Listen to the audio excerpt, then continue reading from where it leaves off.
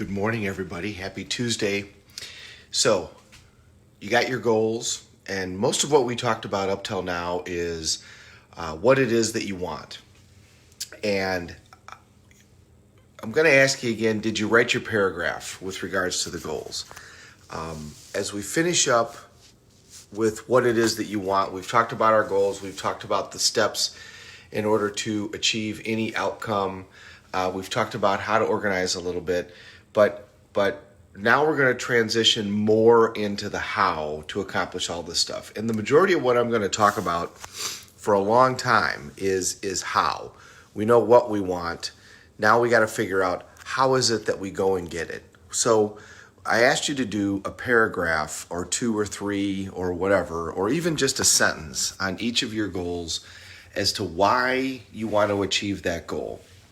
So let's focus on that a little bit more and do a little bit more with that. So it's more than just why do you want to achieve that goal. You want to write that, but you want to really start to feel the outcomes with regards to that goal. And what I mean by that is you want to envision that it's already happened. And as you do that, you want to think to yourself, why is it a must that this goal must happen right now? So I told you about my morning routine. So one of the things I would encourage you to do is to write to yourself why you want this and why it has to happen now. And why do we use terms like must and we use terms like has to happen? Well, the reality is anything that you want to accomplish, you can accomplish. It's just most of the time, if we don't accomplish something, it's because we wanted it to happen, we're trying to have it happen, but it's not a must. When something becomes a must, we find a way to make it happen. As human beings, we always do. You know, money is a big one for that. So, do you find a way to make your car payment and your mortgage payment and your utilities and food, almost every time? I mean, there might be a few exceptions if something really bizarre happens, like what's going on right now. But even with what's going on right now, do you find a way to make those things happen every month, all the time? And the answer is yes. So then, if you put that same effort into a larger amount of money, then you would make that happen also. The reason that you don't is because it isn't a big enough must for you. It's a want, it's a desire, it's something that you want to have happen, but it's not a must. And what I would challenge you to do is look back in your life and think about the things that you've accomplished. Think about the things that you've accomplished that you're proud of. And really sit there for a minute and think about them. When you get a chance, write them down, feel the feelings of what that feels like that you accomplished those things. And then ask yourself, at what point did that really happen? And what you're going to find, I think, is that there came a moment in your life where you made a decision. And decision actually comes from the Latin word, which means incision. It means to cut off. When we truly make a decision, then all other options are gone. And this outcome is absolutely going to happen. One of the phrases that is used a lot is burning your boats.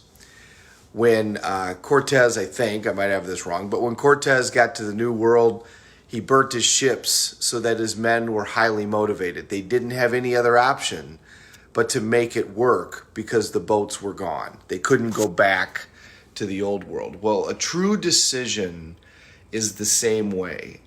If anybody's ever quit smoking, if you've ever quit smoking, when you finally made the decision to quit, did you still smoke periodically, or were you still tempted?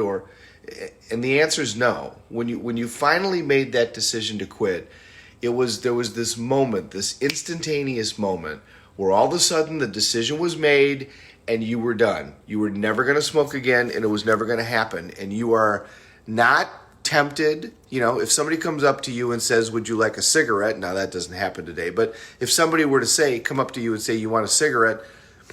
You wouldn't just say, no thank you. If you watch, people who used to be significant smokers and are no longer smokers, same thing is true with people who drank and no longer drink.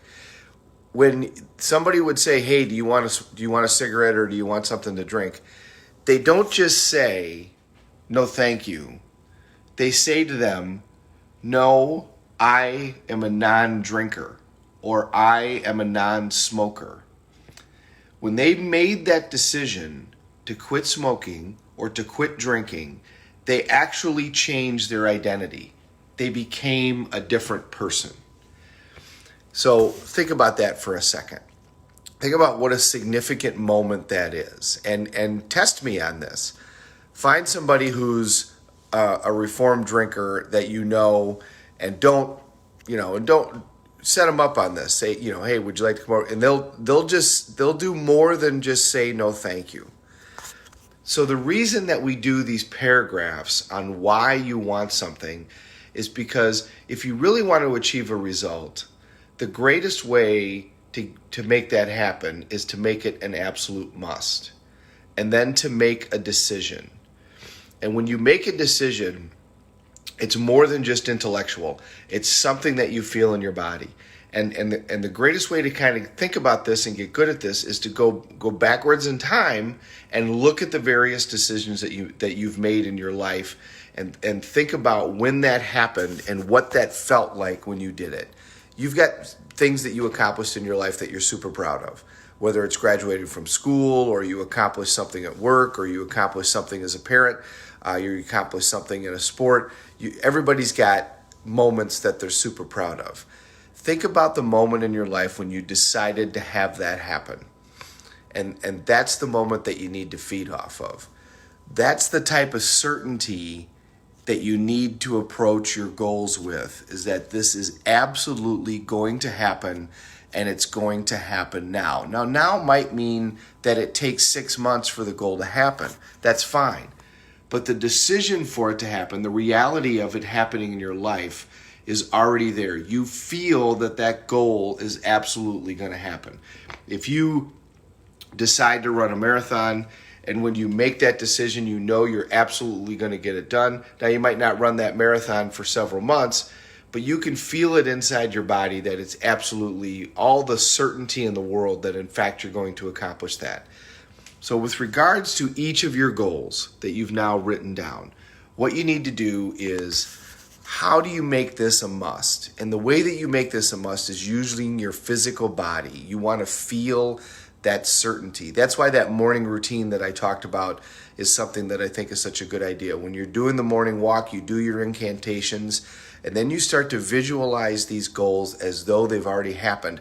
What you're doing is you're ingraining it into your body that, in fact, this is going to happen. So understand, you can accomplish anything in the world that you want to do. The ability of human beings is unlimited. We've shown this again and again and again.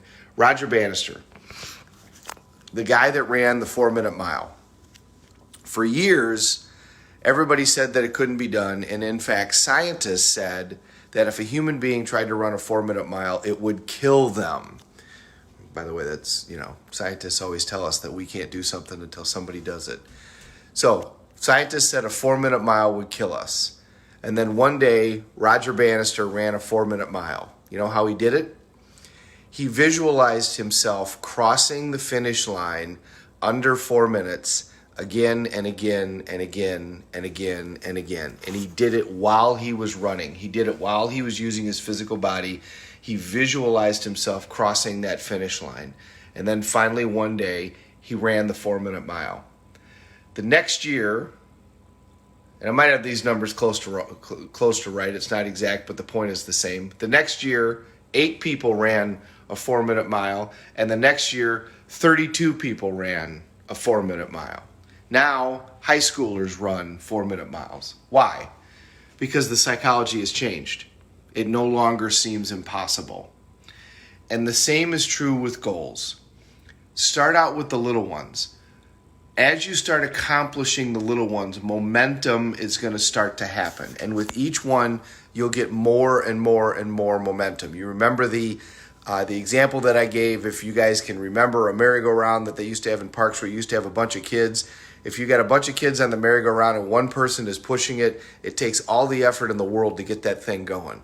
But once you get it going, it takes very little effort to keep it going. You can just stand in one spot and you can swing every now and then and you keep it going at the same speed, if not faster. Your life is the same.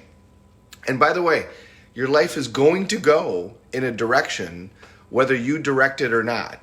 I mean, one thing that's true is weeds and gravity are automatic. You know, if you want to have a beautiful garden this spring, if you went outside and just took a bunch of seeds and just threw them in the yard, are you going to end up with a beautiful garden? Absolutely not.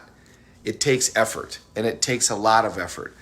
But once you get things going in a certain direction, it takes less effort than it did in the beginning by multiples. So look at the goals that we've written last week or this weekend, or if you haven't done them, go back and watch my videos and do them. Now's a great time to start because it's the first day of the rest of your life.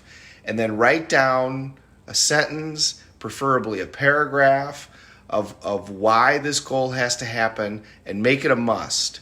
And feel that must in your body. And then we'll start to work on how are some of the next steps that we need to do in order to get these things accomplished. But why does this have to happen, and why does it have to happen now? Not Monday, not the diet's going to start Monday, not I'm going to quit smoking at the end of the month, not I'm going to make the money. Don't come from a place of fear. There's nothing that you can't accomplish. So come from a place of nothing but opportunity. Act like a kid again at Christmas. If there was anything that I wanted, what would it be? And then write down, why does this have to happen now? Don't worry about the plan. Worry about why it's a must.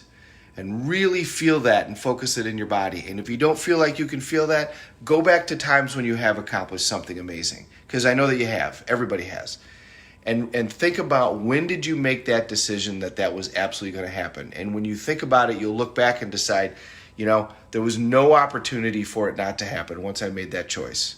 Once I made that choice to quit smoking, once I made that choice to quit, to lose weight, once I made that choice to stop drinking, whatever it is, those are good examples of times where you just went, that's it, no more, this is never going to happen again, and it's effortless.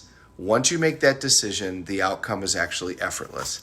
Have a great Tuesday, everybody. Go make it a great day.